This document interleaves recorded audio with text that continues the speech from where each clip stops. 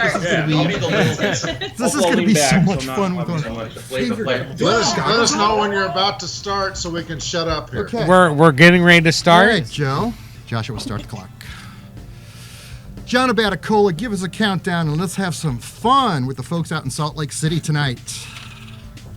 Did you ask me? Yes. I did. Yeah. 3, 2, 1, go. This is going to be the What's Neat This Week podcast, show number 82, and we've got quite a cast tonight with 13 people, some of us here in St. Louis and everybody else out there in Salt Lake City, Utah at the NMRA National Show. So look forward to this, guys. Pull up your Kool-Aid and your favorite beverage. Here comes the What's Neat This Week, show number 82.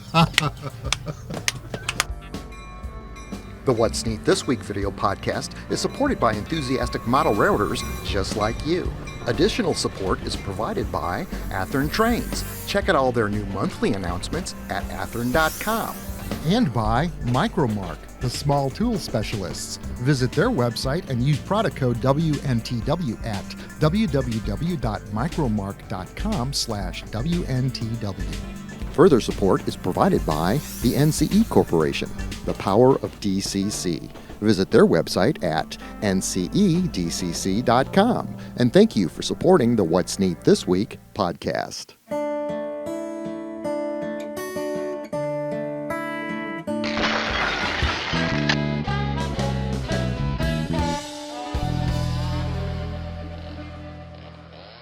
This is the What's Neat This Week show/podcast number 82 for Saturday, July 13th, 2019. I'm your host, Ken Patterson, the host of that great show, What's Neat, over at Model Railroad Hobbyist Magazine. I'm only saying that because my boss is sitting in the room tonight. But rock and roll, look, I've got with me tonight Joshua Sugarfire Barton. What up, everybody? Your stuff is in the grocery stores now. I saw it at midnight last night. It sure is. 102 different stores we're selling it at. You guys are selling tons. I got Mike Budde with me next to me, and he brought some cool stuff to talk about, auto racks. I love it, Mike. Thanks. We've also got James Regier from the Magic House, and Hi, folks. we did a grain elevator this week that we're going to show you some photographs on, because he did a segment for What's Neat for September on this beautiful grain elevator that he built. I've also got Steve Mantia running cameras for us tonight. Thank you very much, Steve. We love you, man.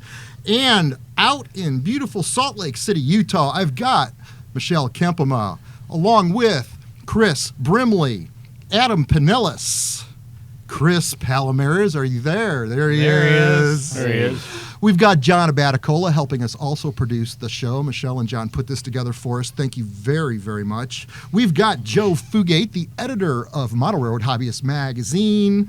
And I've got Eric Hansmann in the background. He also works with Joe. And of course, Jeff Schultz. Boy, I spend a lot of time with Jeff passing on leads on what advertisers I think you could go for. So I love talking to you all the time. And I've got Alvin Gilbert sitting right on the end. Rock and roll. You're a model railroader, guys. So tell us the show. Was there something really cool? Was there neat new products? What'd you tell us about the show? Okay, well, for those who don't know how the NMRA convention works, it's the convention travels around the country, and it's a different place each year. And so this year it's in Salt Lake City, and the show typically runs from a Sunday full week through the following Sunday. And then the last 3 days is the National Train Show. So it's like Friday, Saturday, Sunday. And on the National Train Show, it first opens for a few hours to the convention goers exclusively, and then the rest of the time it's to the public. So the convention part, precedes the train show. And so there were a lot of interesting things that happened at the convention too. So Michelle, you had some things that happened? Yeah, it was my first convention, so it was a learning experience for me. I really enjoyed attending the clinics. I actually got to teach a couple clinics about the museum and just meet some people and hang out. It was really neat to meet so many modelers in one place, everybody there for the same purpose. And so that was really nice. I even crashed the Master Model Railroaders model making clinic and just kind of said, what are you guys doing? And when I was in there, I ran into Ray Sullivan, who gave me another koala, Ken. I'm jealous because he also... kangaroo. I got my koala, but now you got a kangaroo. I up you a kangaroo. I know. How I know this. It only took you a year to up me, but rock and roll, I'll take it. So it was fun. It was a great convention for me. What did you think, John? Oh, well, I was here to the convention for the first time ever. Also, super shout out, thanks to Shakalaka Bro Alvin Gilbert for putting us up here. Yes. Thank you, Alvin. Thank you. Yeah. Right. And it's funny. I'm in the process of documenting the convention and the train show for an upcoming video on my channel, and something came up really with a lot of the people that I've talked to, which is that they come to see their friends. And yeah, it's about trains, sure, but it's also hanging out with your friends. And I met Michelle for the first time, and I liked her so much I had to sit next to her for this show. I've known Adam on Facebook, got to meet him, dozens of other people at the show. I knew Chris. We did an awesome layout tour at Chris's layout, he's a very talented modeler. Met Chris Palomarez for the first time. Felt like I already knew him from being on the show there. So it's really the people for me, and of course know Joe from earlier this year and from years past, talking on the phone with him. So it's really about the people, and I think that without those connections, there wouldn't even be a show. That's awesome. It's cool and everything with the products and all that, and it really is, and all the layouts at the the modular layouts and all that. But it's really the people. Yeah. So Ken, this is the first time I gave 7 clinics. Wow. At 2 days. the convention. Wow. Yes, and Wow, I was surprised at how well clinics. attended they were, and I was also surprised. I would ask, has anybody here not heard of Model Railroad Hobbyist? And almost no hands went up. So great. everybody at the convention knew about MRH. I think Jeff, you took in some clinics and as well, right? The real problem at this convention, and I've been to, I think all but 2 or 3 of them since 2008, was deciding which clinics to take. Because they're running at least 4 or 5 simultaneously every single hour. And you do an hour clinic, take a half-hour break, back into clinics. And they had some really terrific clinicians this year, and just deciding which one do I want to go to, and do I actually want to get any sleep tonight, were the big decisions. Right. Yes.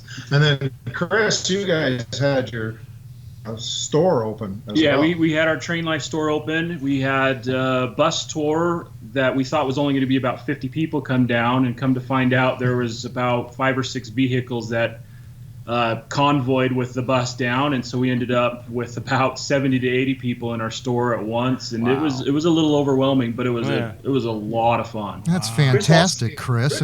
And I understand Adam also had his house open. Is that right, Adam?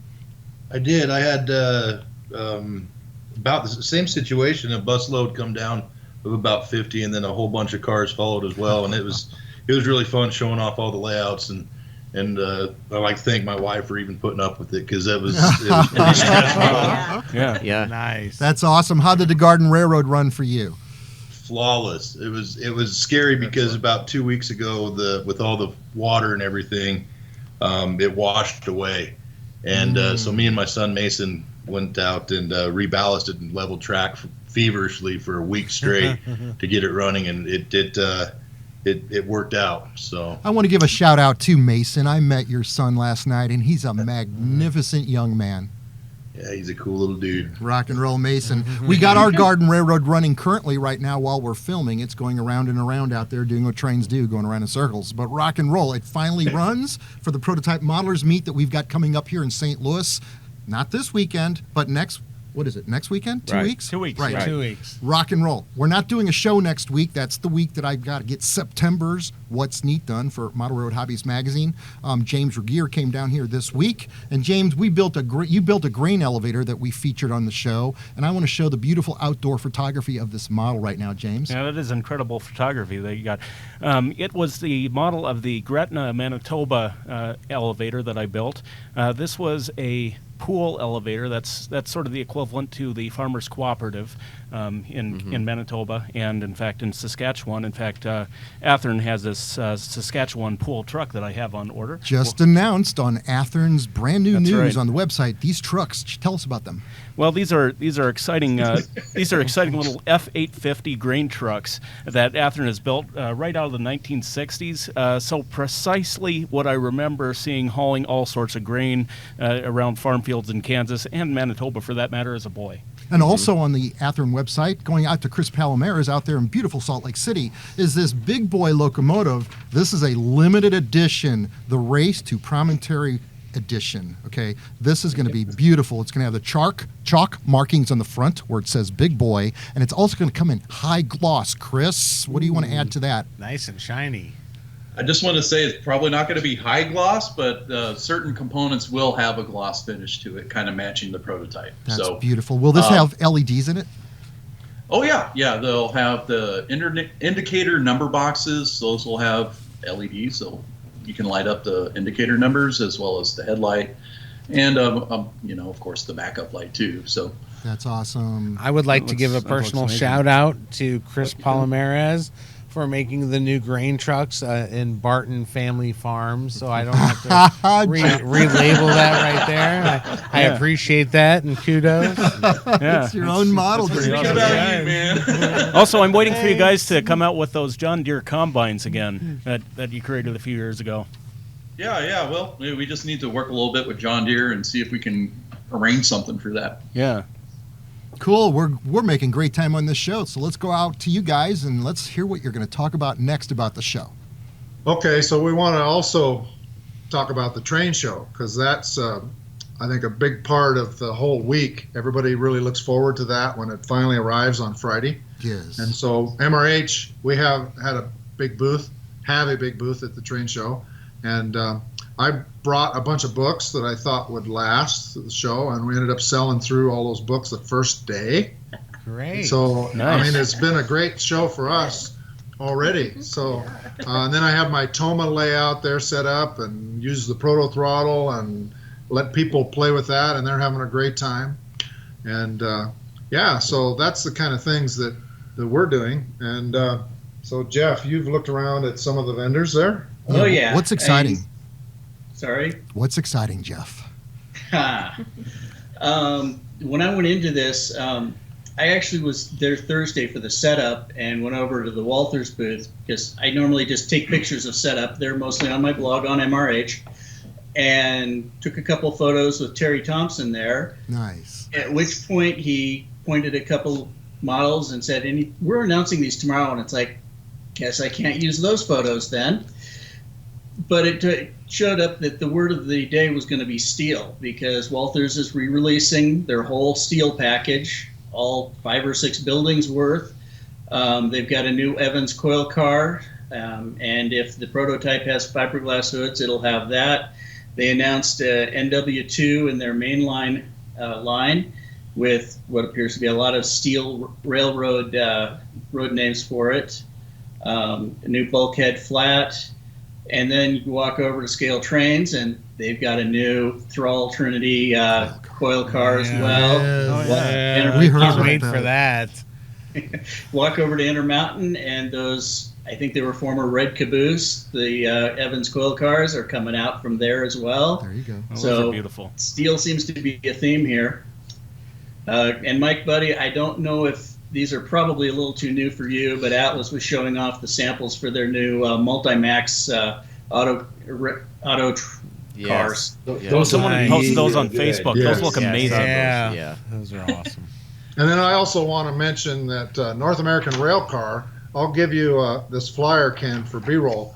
North American Rail Car is coming out with a new car, the 5431 cubic foot grain hopper, and it's the official replacement for the Heritage cylindrical hoppers, the 4500 cubic foot hoppers. And the thing that's cool about these is they're actually shorter, but because they're not cylindrical, they're a box. They actually can be shorter and hold more grain. So now they can make the train shorter and have more capacity. So these are replacing these Heritage cars. Cars are like 60 years old 40, now. 60 years old. And so they're starting to get, stress breaks in the weld seams and that sort of thing. And the only way you can really fix that when that happens is you basically cut the car apart and re-weld it. So it's actually cheaper to just replace the cars. Right. And so they're coming out with this, and true to North American Rail Car's approach, every combination of this car will be available in HO and N. And the thing that I think is really great about North American Rail Car is they remember the N scalars. Everything they make in HO, they make it for N too. That's good. Yeah, there's a guy on reader comments that always reminds us about lack of N scale. You know, it's funny. We should do something N scale. Layouts at this show. John There's a Abatacola. lot of N scale at this show, guys. A lot of layouts that are N scale, and they're beautiful. Definitely, really nice N scale layouts. Oh, that's right. Do send That's us what some she was B-roll saying. of that because No, that's right. You sent me a text, Michelle, that said there was a couple of HO scale layouts, a lot of N scale, and a magnificent Z scale layout also. Yes, Really? I'd never seen anything so big in Z. So, it was pretty Makes neat, sense. very well lit. I think the N scale guys are trying for a record, aren't they? Are they? Yeah. I heard they were trying maybe for a that's record. why. They actually, I talked to them for the program I'm doing. They have something like 10 different N Fremo groups from all over the country, and I don't know if they broke the record or not, but it is a huge layout. Regardless, it's 4,000 square feet of N scale Fremo layout. It's very impressive. It's the biggest little layout in the world, I guess. That's so cool. Yeah, there's a lot of cool stuff going on. I need B-roll, Yeah. guys. Give me some B-roll, guys. That's right. Okay. Okay, And now- also Ken, the newest addition to the MRH staff is Eric here, and this is been a long time since you've been to what is it, 20 years or Yeah, so? the last NMRA National I attended was the Pittsburgh 1990 convention.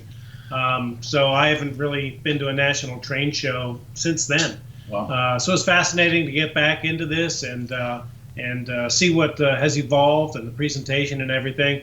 The thing that really impressed me is the HO scale Fremo layout. There were a lot of great vignettes there. One guy had an edition that was the Bronx Terminal of the Delaware, Lackawanna and Western, and it fit right there and had a connection with the rest of the Fremo layout.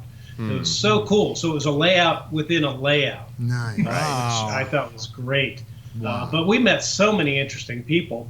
I met Alan Kapp from Germany, who recently had an article in Model Railroad Hobbyist. It was great talking with him about an upcoming possible article too. And we met three guys from Brazil today, who they apparently flew to New York and then to Salt Lake City. And they were just wonderful guys and showed us a whole booklet of photos of the work that they've been doing in Brazil. And tell you what, Joe and I, our jaws were on the ground. We couldn't believe some of the work we were seeing from these guys in Brazil. And they're modeling North America railroading. That's right. Wow. Great. So meeting people, I saw a bunch of old friends too, and like John said, it's great to see that some of these people are just get together for the yearly event at the convention. So that's part of it too. And Chris, how's the train show been going for Athearn? It's been great. I haven't gotten out into the rest of the train show, but just a little. I met the Brazilian guys kind of right at the tail end of the show, and they were really humble and really cool to talk to. That's so awesome. big shout out to them. Zach Rail side of the train show too. The show's been great for us. For me, it's been wonderful because I get to sleep in my own bed here. That's a rare treat to have for shows. Usually, it's a long travel, but for us, it's been wonderful. We've been selling our all new Berwick 7440 box car that we just released 2 weeks ago, and then we just announced our new production of the Evans 5277 box car. We're excited to have this come around. It's been almost 10 years since we ran this car, so it's long overdue for a re-release. Tell us what website we can go to check those out. You can see all of these on exactrail.com. Okay. John Abatacola, you had a fantastic interview this week come out with Ed Dickens from the Union Pacific Steam Program. I want to give you a hats off. That was a great interview, John. Oh, thanks. Yeah, it was really kind of an interesting thing. I contacted UP several months ago because I wanted to do a blurb on the podcast that I do every month about safety, because I knew it was a few months before the fiasco here in May when the 4014 ran out to Ogden. So I contacted them through their website, and then I talked to somebody, and then nothing really ever happened. And then about 2 weeks ago, I got a call from a lady, super nice lady, Raquel Espinoza, who said, we'd like to have you talk about safety like you were talking about back then. And then when I was on the phone with her, she says, I'll have Ed call you on Friday. And the only Ed I know is Ed Dickens. So I said, you mean Ed Dickens? And she says, yeah. That's I said, awesome. oh, well, that would be really great because everybody who watches knows who he is and they'll listen to what he says. And what a great guy. Yeah. I mean, I can't say Right. Very well I can't spoken. say enough. One of the most impressive things I thought about Ed was how he was out there talking to people in Ogden. It was really cold, and he was out there talking to the rail fans that were there. In Evanston, when we went there, he was out there just talking to people and being super nice. He is a really great ambassador for UP to interface with the public. I can't say how. Absolutely. I can't state enough how impressed I was with him, and really, really appreciate his ability to communicate so well. No, that's a great job. Now, Mike, buddy, you brought a auto rack tonight with you with some trucks on us. Tell us about that as Steve zooms in and shows us this beautiful work of art. Well, this is really old. This is from the late 80s when the only long flat cars available were the Athearn 85-foot flats. So I built this auto rack on an Athearn 85-foot flat, and I was still trying to keep up with modern railroading at the time. So this represented something I would see daily at the auto plants around the St. Louis area. So soon after that, the regular 89-foot flats started coming out, and Walters had their auto racks, enclosed racks. So this car was kind of obsolete, but It's perfect. Now, you've got a product from Micromark on the table, and Micromark is a company that's helping out the podcast to help us grow, and you can go to their website at www.micromark.com, enter the product code WNTW, and get a special discount on your purchase. And what have you got? What is this tonight that James Regier built for us? This is a track inspection car. And what you do with this car, you put it down on your tracks, and if you have a trouble spot, it's built out of plexiglass, so you can look right through it, see what the trucks are doing, just how they're coming off the rails, just how they're derailing. I tell you what, there have been several times when I've thought at the Magic House that I could use one of these trucks, because there's all these little ghost spots where you're not really quite sure what the heck is going on, but it's consistently going wrong.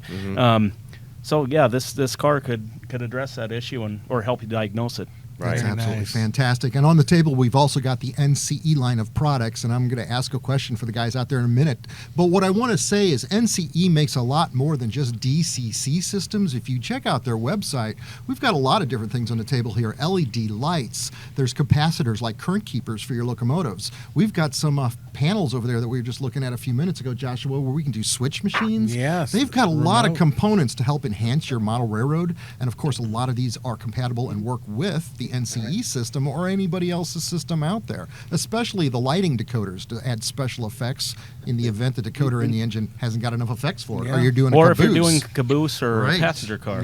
Rock and roll, guys. We're making super good time. I promised Michelle I wouldn't say that. I'm going to throw it back out to Salt Lake City, guys. Hey, I have one product release that I don't think anybody knows about but me. All right. Here's the exclusive, folks. My time in Strasbourg, and I got to go out and see the Great Western 90. So I went straight to Lionel this morning to Ryan and said, "Hey Ryan, will you make a Great Western 90 or Strasbourg? I'll take either one, either paint scheme. Will you make the 90?" And he said, "You know what? On Monday, which before this airs, we're going to release the Strasbourg 90, the 3-passenger cars," and he has it in his catalog, and it's beautiful. Oh, that sounds awesome. And yours won't air, so I can say it. And he said I could say it anyway. Nice. So, All right, sweet. So, All right. the Strasbourg 90 fans, they're gonna make it. Y'all heard it here Great. first, folks. Yeah. Ken, let's edit this tonight so it'll come out tomorrow. Does this qualify as some kind of record? We have 9 people on your TV. 12, Well, how many was it 13. when you were on with Lionel? We had Yeah. 13 in Deshler. I think we got 13 tonight. 7 or 8. This is a new record. 13. But all at once, we're not having people shift in and out. Yeah, all at once. All right. John Abatacola, this is 13 people tonight. Yeah. And that's the same thing we did at Deshler was 13 people. So this is a match for Deshler. We had 13 Yeah, names. but not at the same time. Not at the same time. You had Oh, people We are all here switch. at the same time, baby. Good points. This is a legitimate Touche. record.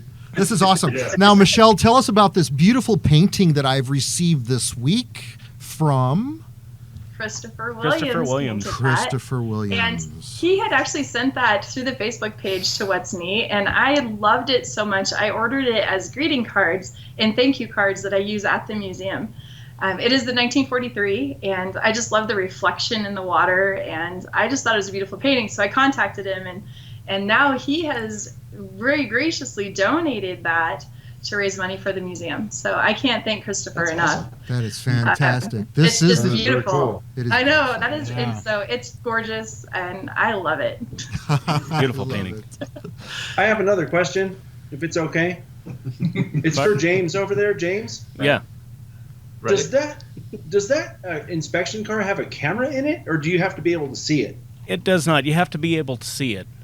Oh, that's too bad. It would be even more impressive if it had a camera, so you could check your, hidden spaces. I'd bet you could get one of those. Tunnels, hidden staging stuff. I bet you could get a webcam and mount it on the car, and roll it through the tunnel. Yeah, just say your GoPro right on top of it, facing down. Face it down, and yeah.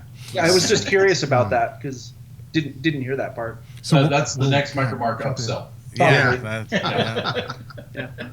I guess we're going to announce when we're going to auction this off and what category this painting will be in from Christopher Williams. And I think he paints these paintings under a pen name, doesn't he? Yeah, it is Carl Lewis or Carol Lewis. Carl Lewis is the way he signs these. Yeah. So very interesting. Rock and roll. Thank you very much for making that generous donation to the Colorado Model Railroad Museum. I don't know how much something like this is going to sell for, but it is an absolute original. It is a beautiful work of art. It is. Wow. So that covers that. I'm so glad. It definitely belongs in someone's layout room. Mm-hmm. I know. Oh my gosh. That belongs in Horizon's lobby. Yeah. you got to remind all those guys about trains every day. Remember why you're here. All right, guys, we're coming close to the end. We got 5 or 6 or 7 minutes, or as long as you want. Take it on there, Joe. Okay, so any other thoughts about the convention or the train show? Yes. I want to thank my wife for letting all these people come into our house. Yeah. Yes, thank you. Most laid-back wife award. Yeah. No, absolutely. Alvin, tell us about your layout. What's your passion for trains, Alvin? So I got into the hobby 2.5 years ago, and I'm currently working on a modular layout that's 2x8. Okay. And I have two 2x4 sections. Mm-hmm. Yeah. And I need to figure out how to put some legs on those. So I know we have some good minds here in the room. Yeah, there you go. Yeah. After this, figure it out. Just lock the door and feed them McDonald's until they start working. Pizza. What kind of pizza? There you It's go. legit pizza. We got legit pizza right here. Nice. Right here in Salt Lake City. Right. It's really good. The legit That's pizza and It's dope really donuts. Legit pizza. We haven't gotten dope donuts yet. So that's... we haven't gotten downtown fast enough for them. We had to make it to all the clinics in time, so we didn't have time to leave to get donuts. It's a shady place in the park. It's like, yeah. So I went in search of lunch one day in Salt Lake City, and we took the train down, and we saw the Union Pacific Depot, because the train kind of, it looks like you're going to run into it, but you turn.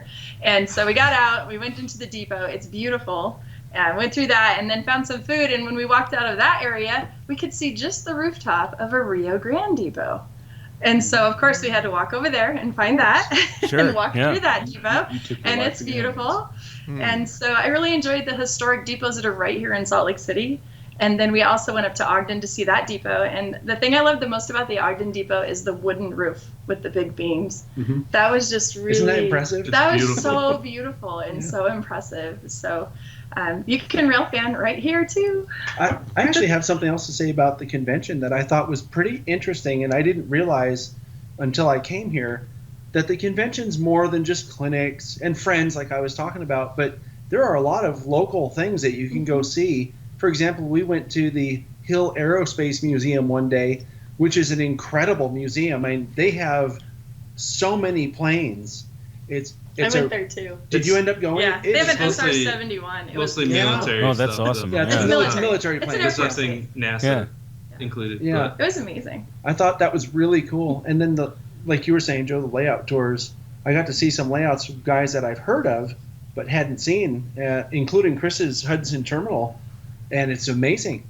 So there's some. They not only have the tours, layout tours, But several years ago, through the layout OPSIG, which is basically a special interest group of the NMRA, through the OPSIG, they started actually having layout owners host operating sessions. Yes. And so now people can actually sign up for, and have you ever wanted to operate on Ted York's Cajon Pass, for example, dream come true kind of stuff. Oh, yeah. And people were able to do that. And so there was one gentleman who I see at every convention, just a guy who likes to go to the NMRA conventions. And I asked him about the layouts that he saw and the layouts that he got to operate on, and he was giving me the list of all the layouts he got to operate on, and it's like, wow, who would have ever thought that you could go somewhere and actually operate on all these fabulous layouts? I tell you, I've really enjoyed the whole operating session community here in St. Louis as well. You get to go and see different people's layouts. But not only see them, you actually get to take part in them and run trains and just see how they work. It's incredible. Yeah, I was able to host my layout as one of those tours, and it was really special. Two of the operators that came were all the way from Australia, and it was amazing to host these people and to watch them enjoy the work that you've put in. It was quite a special time. Next year's convention is going to be in St. Louis. Right. Yeah. Oh, we know all too well. Oh, yeah. I'm excited already. Sugar Fire. I will be at that convention. That's right, 1 block away. All right, guys. Rock and roll. There's something else about the train show that I wanted to mention about the modular groups, and it's something that I've talked about a lot over the past few years, which is, and I know you know this, Ken, because you were impressed with the Lego layouts. I was. There's a guy. Yeah. Okay, so they have a Lego layout. I wasn't able to talk to anybody at the Lego layout, but I did see it, and it was very impressive. But there's a guy there, and I wish I could remember his name offhand. I'm sorry that I can't, because I want to plug him. He's all the way out from Connecticut, and he has a Lionel setup that is almost strictly for kids. And you should see how it works. This guy is there, and he hands a wireless remote to these little kids. He shows them how it works. Here's the horn or whatever, whistle. Here's the bell. Here's how go forward, go backwards. And he says, here, go ahead. Go as fast as you want. You can go forward or backwards. It doesn't matter. Wow, and he just lets them go. He has never once in 4 years lost a remote or had one walk away. It's just amazing. And to have people there who are ushering in basically the next generation, I think is huge. Yeah, so, absolutely. and I can't say that enough, because everywhere I go to clubs or whatever, there are guys that really don't want kids there. We need to have kids there, and we need to be welcoming the kids. Absolutely, absolutely. Get the kids involved, because that's how the hobby stays alive, which is what everyone worries about, the hobby dying. We've talked about this before when I was a guest on your show, when it was just me in the box. Yes. And I think we can't stress that enough. And I agree. what I heard from Michelle's clinic is all the work that you're doing, pat on your back, because that's another thing. And I think more people need to be aware of that and focus on it. Colorado Model Railroad Museum brought some of our kids' work. We brought a whole T-track little layout that we did 3 weeks ago with the kids. And it was really just neat to see people see what the kids can do in 3 hours. And I got to show it to Cato, and I got to show it to Woodland Scenics, and they're like, wow, 3 hours, and these kids are creating farm scenes and this winter scene, and it's amazing. There's also boxcar racing, where the kids actually put the boxcar together. They have to screw the wheel sets on. Do you guys see that? And then they race them down this hill. That's El Javi's group. That's probably not the kind of... That's super popular. How fun is that? They go down and they go, I tell you, really I think fun. SP had an accident like that. For locomotive as well. They do have a locomotive race too. There's so much for kids at the show. Awesome. There was also a guy there named Jeff Allen, who's a teacher in my area. I've met him at the Layout Design SIG in Petaluma earlier this year, and he's a middle school teacher who uses model railroading in the classroom. Yes. Yeah. And what he says is that the kids are so into the design and all this stuff that they don't think about the fact that they're doing math, for example. That's awesome. It's fun, and they want to build stuff, so they do it. Real world application. Yeah, it is. It's not just Absolutely. theory now. It's right? STEM programming. And you're playing so the much you kind of forget you're thing- learning. I'm going to step off my getting kids involved soapbox now, but I think that is really a huge thing that people need to be, focused on and really try to Well, further. that's very important. And we had some interesting chances to promote the hobby to newcomers as well, because earlier today, Saturday is all general public. So earlier today, a young guy and his dad came to our booth, and we have the modular set up there, and I have the proto throttle. And so this kid, I don't know, he's maybe 13, 14, and also his dad was there. And so I showed him the proto throttle and showed him how it worked, and they were, oh, that's really cool, that's really cool. And then you should have seen the look on the kid's face when I handed him the throttle and said, now you try it. Right. And so he was running that thing back and forth, and so the dad is seeing that this isn't just turning a knob and just racing the trains around, but it's actually like a diesel cab with notches and brake and a simulator. Yes. Right. And they were impressed, and that kid's eyes were just lit up. He said, "This is amazing." He said, "I've never seen anything like this." And so I bet you we've got someone hooked, and maybe even the dad. Maybe on the hobby. Good. Yeah. All right, guys, we're getting close to an end on this one. I want to thank John Abatacola and Michelle Kempema for setting this up. And Michelle, thank you for everything that you do for the hobby through the Colorado Model Railroad Museum. One Guys, more, can we give Michelle an applause on that one? We have more. One more. I'm going to jump in on this youth in the hobby thing. Okay. Jeff Allen, that John met, is a regular contributor on the MRH forums. So I've seen a lot of his work there. Also, there's a whole section here at the National Train Show that's dedicated to youth in the hobby. The Northern Utah division of the NMRA has really been getting out there and promoting it. They've done a pizza box layout contest. I don't know, has anybody counted how many pizza box layouts there are laying around there? I think it was 37 or something. 37 pizza box layouts. It's an N-scale loop of track with scenery. And some of them look really neat, and we're talking from kids as young as 4 or so, all the way up into the teen years. Wow. So youth is getting into the hobby. We just need to encourage it. Right. Yes. I actually have one more thing that I want to say. No, but it's important though. I've come to realize something that, okay, so everyone knows Chris from Athern. Yes. A lot of us know other Chris. Chris 1 and Chris 2. Right. It's a Marvel movie. And Joe too, for that matter, because in a way they have stuff that they do, right? I wouldn't say MRH is necessarily a manufacturer, but you provide We do product. make stuff that we sell that's hobby related. Right. Yes. Yeah, and you write books and so forth. Right. But here's one thing that I think a lot of people maybe don't understand or don't realize or don't know about these guys. Chris Palomarez, this morning, we had a little appointment, and I met him early, and he showed me the Fremo group that I did not know he was one of the original founders of, and is a pretty hardcore modeler himself. Yes. Chris Brimley here has this amazing N-scale shelf layout that is amazing. I think I just said that. You said amazing. Right. It's so impressive. And then also George, who's not here, Bogatuk, who's also a very hardcore modeler. So these guys Missouri are Pacific modeler right there. Missouri. Right. Oh, he'll be here 2 weeks.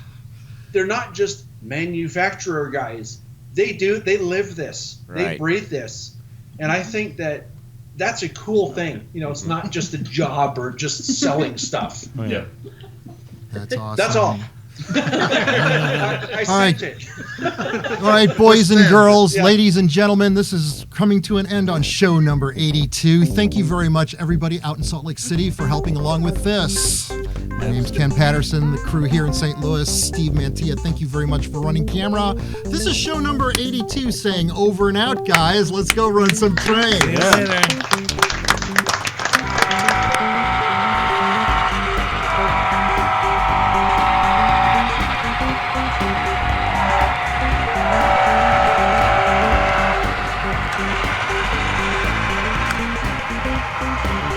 Who's the manufacturer of these?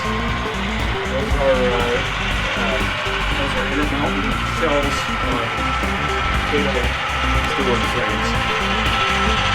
These are Walker Pro.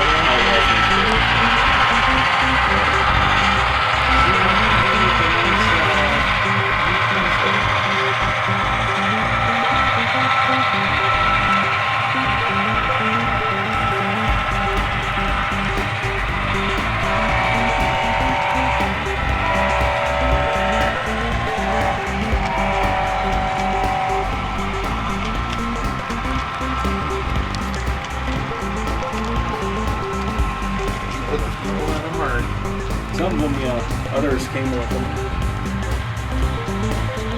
The dome bar put everybody in there. I think it has a cocktail waiter in there even. So some of them came with people? Yeah. I didn't know that.